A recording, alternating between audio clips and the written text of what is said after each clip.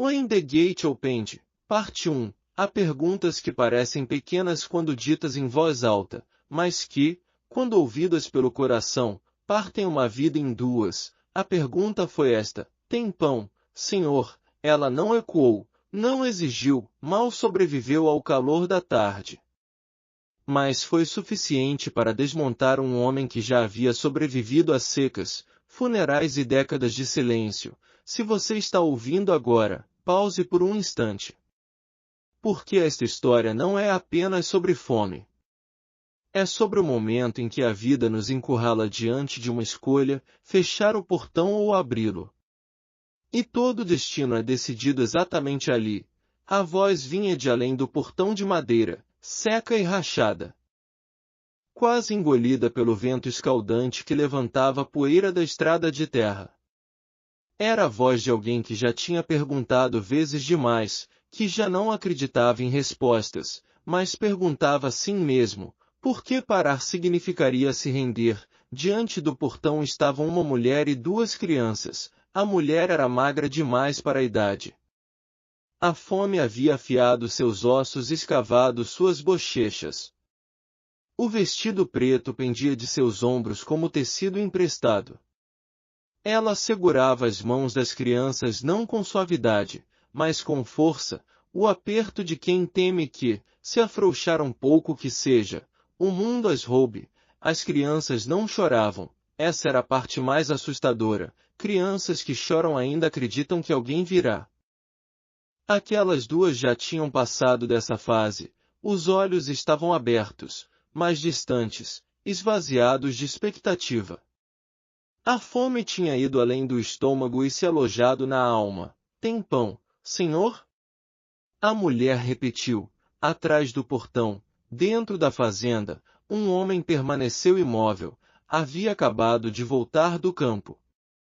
O chapéu de palha estava encharcado de suor, a camisa de algodão colava nas costas, e as mãos cheiravam a ferro e terra. A enxada descansava sobre o ombro, pesada, não pelo peso, mas pelos anos em que ele a carregara sozinho. Ele poderia ter fingido que não ouviu. Muitos faziam isso. A estrada era conhecida por mendigos, viúvas, viajantes que pediam uma migalha hoje e voltavam amanhã pedindo mais. O mundo lhe ensinara que, se você abrisse uma vez, esperariam que abrisse para sempre. Ele aprenderá a sobreviver fechando portas, mas aquela voz, soava como algo que ele já tinha ouvido antes, muito tempo atrás, de outra boca, em outro dia, em outra vida. Seu nome era Antônio, 48 anos. Viúvo.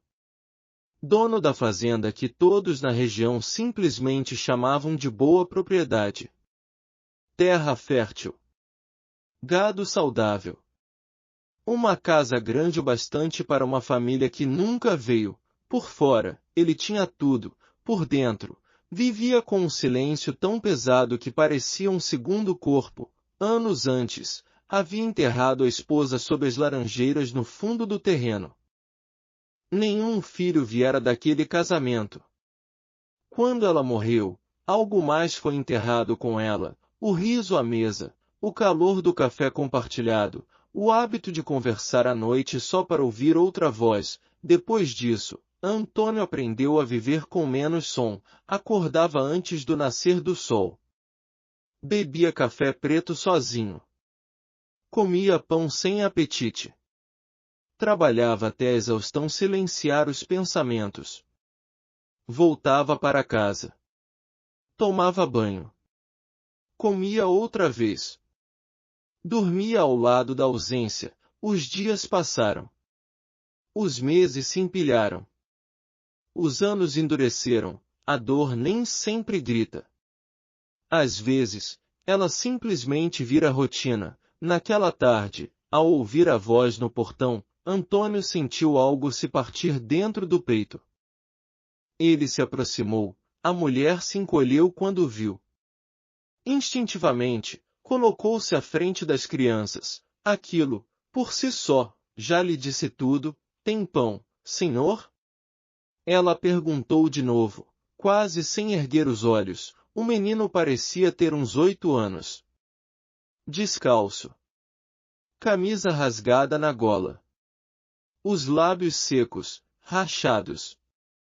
Permanecia parado demais, como se o movimento desperdiçasse a energia que ele não podia perder. A menina era menor. Talvez 4 anos. Apertava um pedaço de pano na mão, imundo, mas guardado como um tesouro. Os cachos estavam embaraçados, os joelhos ralados. Antônio tirou o chapéu. Sua voz saiu mais lenta do que de costume. Posso ajudar? A mulher hesitou. Esperança era perigosa. Ela aprenderá isso. Meus filhos não comem direito há 3 dias, disse por fim. Não estou pedindo muito. Um pedaço de pão. Uma crosta. Qualquer coisa. Ela não mencionou a si mesma. Mães raramente mencionam. Antônio enfiou a mão no alforje pendurado no ombro. Dentro havia pão, queijo, um pedaço de carne seca, rapadura. Seu jantar. O café da manhã de amanhã. Ele não hesitou. Colocou tudo nas mãos das crianças. Comam. Elas comeram. Rápido demais, desesperado demais. A menina chorava enquanto mastigava, confusa com o retorno da sensação a um corpo que começara a esquecê-la. O menino tentou ser forte. Mas as mãos tremiam. Devagar, sussurrou a mulher, embora seus olhos não saíssem da comida. Antônio partiu um pedaço de pão e estendeu para ela. A senhora também. Eles primeiro. Eles já estão comendo, respondeu ele com suavidade. Agora você. Ela aceitou com os dedos trêmulos. A vergonha tem peso. Ela comprime o peito, aperta a garganta. Ela engoliu não só o pão, mas o orgulho, o medo, anos de humilhação. Antônio não disse nada. Há momentos que exigem silêncio para serem respeitados. Quando terminaram, ele perguntou em voz baixa, para onde vocês estão indo? Ela respirou fundo. Para qualquer lugar que não termine hoje. Sua história saiu em fragmentos. Um marido morto. Trabalho perdido. Nenhuma família disposta a acolher 3 bocas. Uma pensão de que se falava além da serra. Uma estrada mais longa do que a esperança. Achei que cairíamos antes de chegar, admitiu. Antônio sentiu a voz do pai subir da memória, velha, fraca, mas firme. Não deixe a vida endurecer seu coração, filho. A terra passa. As pessoas passam. Só o bem fica. Ele havia prometido. Ele havia esquecido. Até agora. Há uma casa aqui, disse devagar. Comida. Água. Camas. Trabalho, se quiserem. Podem ficar até se recuperarem. Depois disso, vocês escolhem. A desconfiança filou o olhar dela. O que o senhor quer em troca? Nada, respondeu ele. Apenas cumprir uma promessa. Ela o estudou como um animal ferido estuda um estranho, medindo o perigo contra a sobrevivência. As crianças se achegaram mais a ela. Antônio abriu o portão. Aquele som, as dobradiças antigas rangendo. Fez mais do que permitir a entrada de pessoas. Mudou tudo. Eles pisaram na grama pela primeira vez em dias. O menino olhava o gado como se fossem milagres. A menina sussurrava para as galinhas. A casa aguardava. Por dentro, cheirava madeira e tempo. Este quarto, disse Antônio, abrindo uma porta. É de vocês. Uma cama. Lençóis limpos. Uma janela. A mulher ficou imóvel, com medo de que o chão desaparecesse. Meu nome é Ana, disse por fim, como se oferecer aquilo fosse um ato de confiança. Ana, ele repetiu. E assim, o silêncio que havia governado a casa por anos se partiu, não de forma estrondosa, mas o suficiente. Naquela noite, pela primeira vez desde a morte da esposa, Antônio dormiu sabendo que havia outros corações batendo sob o seu teto, e lá fora, O portão permaneceu aberto. A manhã chegou à fazenda sem cerimônia. O sol não se anunciou com beleza. Levantou-se como sempre fizera, em silêncio, fiel, estendendo a luz sobre os campos como se nada no mundo tivesse mudado, mas dentro da casa tudo havia mudado. Ana acordou primeiro. Por um momento, não se mexeu. O corpo estava tenso, preparado para a decepção familiar de despertar no lugar errado, o chão frio, a fome dolorida, o medo de ouvir que precisava ir embora. Então ela sentiu o colchão, o lençol, a quietude suave quase impossível da segurança. O fôlego lhe faltou. Virou a cabeça devagar. As crianças dormiam, os rostos relaxados de um jeito que ela não via havia meses. A boca do menino estava levemente aberta. A menina segurava a borda do cobertor, não um pano sujo. Ana levou a mão à boca. Ela sobrevivera muitas noites. Mas aquela era diferente. Aquela noite tinha terminado. Na cozinha, Antônio já estava acordado. Sempre estava. O hábito moldara num homem que saudava a aurora como uma obrigação. Ele serviu café em 3 xícaras, então hesitou, serviu uma quarta. O som de passos o fez se virar. Ana estava na porta, sem saber onde se colocar, como se o próprio espaço precisasse de permissão. Bom dia, disse ela. Bom dia. Ela olhou para as xícaras. Para nós, para quem estiver com fome. A resposta assentou algo entre eles. As crianças vieram em seguida, mais devagar, os olhos correndo por tudo. O menino se aproximou da mesa com cautela. Sente-se, disse Antônio, apontando. Eles se sentaram. O café da manhã era simples, pão, manteiga, leite, mas poderia muito bem ter sido um banquete. A menina riu quando o leite deixou uma linha branca acima do lábio. Ana limpou com o dedo, sorrindo apesar de si mesma. Antônio percebeu. Não disse nada. Ele percebia tudo. Os primeiros dias passaram suaves. Ana insistiu em ajudar. Posso cozinhar, limpar, lavar roupas. Não quero ser um peso. Você não será, respondeu Antônio. Mas faço que a faça se sentir inteira. E ela fez. Limpou a casa com propósito, como se restaurasse a dignidade tábua por tábua. Cozinhou com cuidado, transformando ingredientes simples em calor. Lavou roupas à mão, cantarolando baixinho, uma canção sem palavras. Mas cheia de memória, as crianças mudaram mais rápido. A fome vai embora depressa quando a esperança a substitui. O menino, Lucas, começou a fazer perguntas. Sobre o gado. Sobre a terra. Sobre as ferramentas de Antônio. Posso ajudar? Perguntou numa tarde. Antônio lhe entregou um balde pequeno. Comece por aqui. Lucas abriu um sorriso largo. A menina, Sofia, seguia Antônio por toda a parte. Sentava-se perto das botas dele enquanto consertava coisas, passava pregos, falava sem parar sobre galinhas que claramente não a entendiam. Numa noite, Antônio percebeu algo que lhe apertou o peito. A casa já não estava silenciosa. À noite, depois que as crianças dormiam, Ana costumava sentar-se sozinha à mesa. Era então que o peso voltava. A segurança não apaga o medo de imediato. Às vezes, ela o torna mais agudo. Ela temia ser mandada embora. Temia se apegar. Temia que a bondade fosse temporária. Antônio notou a luz ainda acesa. Você não dorme. Estou aprendendo, respondeu ela, com honestidade. Ele assentiu. Eu também. Sentaram-se em silêncio, não constrangido, compartilhado. Numa noite, Ana falou, eu nem sempre fui assim. Ninguém nunca é, respondeu Antônio.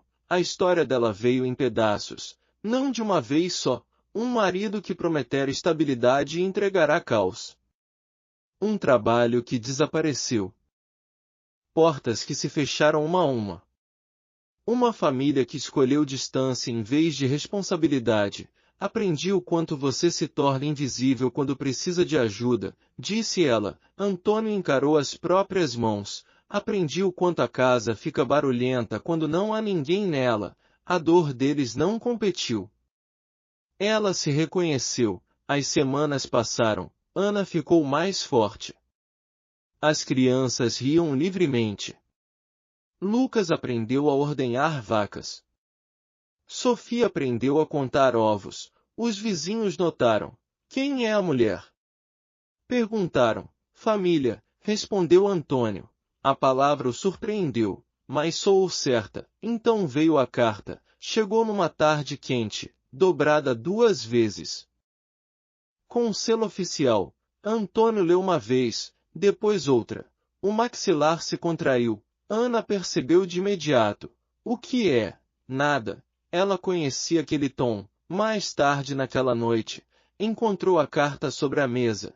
Dívida antiga, de anos atrás. Um empréstimo feito durante a seca. Juros acumulados. Um prazo. Se não fosse paga, a terra seria tomada. A fazenda, a casa, o portão. O peito de Ana se apertou. Aquele lugar, o único que não lhe pedirá para ir embora, estava escapando. Ela dobrou a carta com cuidado e a colocou de volta. Algumas tempestades chegam em silêncio. A carta não gritava, não ameaçava com letras em negrito nem com linguagem dramática. Ela simplesmente esperava, como uma faca deixada sobre a mesa, inofensiva até que alguém a pegue. Antônio não voltou a mencioná-la. Nem a Ana. Nem as crianças. Dobrou o papel e o guardou na velha gaveta onde mantinha documentos que esperava nunca mais precisar ler, mas a dívida tem um jeito próprio de falar sem palavras. Naquela noite, dormiu mal. Os sonhos voltaram, não com a esposa, mas com campos vazios, portões trancados, estranhos caminhando por sua terra, medindo valor com olhos frios. Acordou antes do amanhecer e não voltou para a cama. Nos dias que se seguiram, Antônio trabalhou mais do que nunca. Levou mais gado ao mercado. Vendeu ferramentas que planejara passar adiante algum dia. Pulou refeições sem mencionar fome. Ana percebeu, ela sempre percebia. Você está emagrecendo, disse ela numa noite. O gado também, respondeu ele, de leve. Ela não sorriu. Você está carregando alguma coisa. Ele então a olhou, de verdade, e, pela primeira vez desde que ela chegará, escolheu o silêncio não por hábito, mas por medo. Medo de decepcionar alguém que começara a importar demais. A visita veio mais cedo do que o esperado. Um carro, preto, polido, errado para aquela estrada de terra, parou diante do portão. 2 homens desceram. Camisas limpas. Pranchetas. Sapatos intocados pelo solo. Lucas congelou. Sofia se escondeu atrás de Ana. Antônio deu um passo à frente. Estamos aqui a respeito do saldo pendente desta propriedade, disse um deles. Ana sentiu o chão inclinar. Quanto tempo? Perguntou Antônio. 10 dias. E se eu não conseguir? O homem deu de ombros. Então a terra reverte. Casa incluída. Os ouvidos de Ana zumbiram. 10 dias. 10 dias até o fim da segurança. Naquela noite, Ana chorou em silêncio, no escuro. Não por si mesma, pelas crianças, pelo portão, pelo homem que abrirá a própria vida sem calcular o custo, pela manhã. Ela havia decidido. Eu vou embora, disse. Antônio estava no meio de um gole de café. Pousou a xícara devagar. Não. Você não entende, insistiu ela. Isso aconteceu por causa de nós. Mais bocas. Mais despesas. Se formos, se vocês forem, interrompeu ele, em voz baixa, a casa volta a ficar silenciosa. E eu não troco terra por silêncio. Ana se levantou. Você está arriscando tudo. Você também, respondeu ele. Todos os dias que ficou, as crianças ouviam, confusas. Nós somos família, disse Lucas. De repente, a palavra caiu como verdade. Ana se desfez. Ela foi aos vizinhos, à cidade, pediu trabalho. Empréstimos. Dignidade. As portas se fecharam, educadas, eficientes, alguns a reconheceram. A fome deixa marcas que as pessoas lembram. Ela voltou ao pôr do sol, derrotada, mas não vencida. No 9º dia, Ana vendeu a única coisa que ainda tinha, a aliança de casamento. Não valia muito, mas foi o bastante, somada aos sacrifícios de Antônio, para adiar a tomada, 30 dias.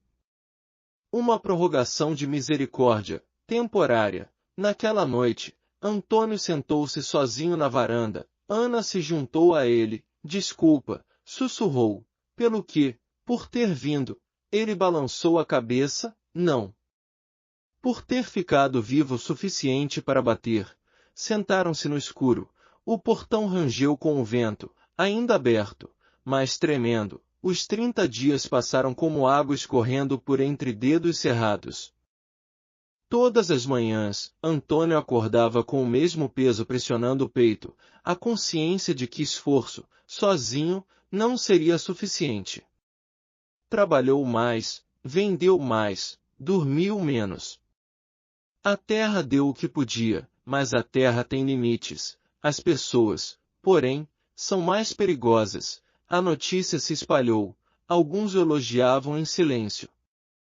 Outros cochichavam. Um tolo, disse um vizinho no mercado. Vai perder tudo por estranhos, murmurou outro. Antônio ouviu tudo. Não disse nada. Ana também mudou. Parou de se mover como visita e passou a se mover como alguém que pertencia. Reorganizou a casa. Consertou venezianas quebradas. Plantou legumes perto da cerca dos fundos. Cozinhava com intenção, esticava as refeições com cuidado, guardava restos, mas mais do que isso, ela se manteve firme. Quando os cobradores voltaram para verificar o andamento, Ana os enfrentou no portão, ao lado de Antônio. Estamos trabalhando, disse, com firmeza. Eles a olharam com indiferença educada, só a propriedade importava. Lucas ouviu coisas que crianças não deveriam ouvir. Numa noite tarde, arrumou uma pequena sacola. Posso trabalhar em outro lugar, disse. Não preciso de muito. Antônio se ajoelhou diante dele. Você fica, disse, com suavidade. Homens não resolvem problemas desaparecendo. Lucas assentiu, os olhos ardendo de orgulho. Sofia abraçou a perna de Antônio e se recusou a soltar. O aviso final chegou. 3 dias. Ana não dormiu. Na segunda noite, foi até a varanda. Antônio já estava lá. Não vou deixar que tirem isso da gente, disse ela. Ele estudou o rosto dela. Não se luta contra papéis com vontade. Não, respondeu ela.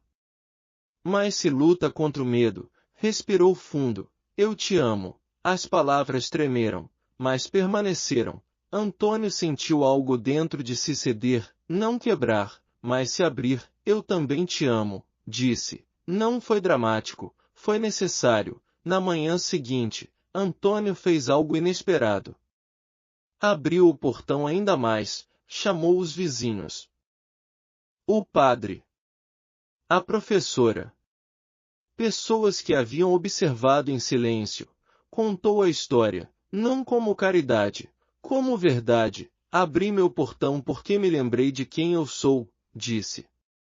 Se isso me custar a terra, que custe. Mas não vou fechá-lo agora. O silêncio veio depois, e então, o movimento, pequeno no início. Comida. Dinheiro. Trabalho. Não o suficiente para pagar a dívida, mas o bastante para enviar uma mensagem. Este não era um homem sozinho. No último dia, o carro preto voltou, mas não veio sozinho. Pessoas estavam reunidas junto ao portão. Ana segurou a mão de Antônio. Lucas e Sofia permaneceram firmes. O agente desceu, surpreso. Papel encontrou resistência, e a resistência, às vezes, reescreve finais. A multidão diante do portão não era grande, não precisava ser. Era formada por pessoas que um dia acreditaram que a bondade era responsabilidade de outros. Até verem de perto como a coragem se apresenta. O homem do banco saiu do carro, a confiança agora mais rarefeita, ajustou os óculos e pigarreou. Esta situação chamou a atenção, disse, com cuidado. Existem arranjos alternativos que podemos discutir. Antônio não avançou, não discutiu, apenas permaneceu ali, firme, como a própria terra. Ana apertou a mão dele, o portão continuou aberto, as negociações vieram depois. Lentas, frias, exaustivas, mas algo havia mudado. Aquilo já não era mais a tomada silenciosa da propriedade de um homem esquecido.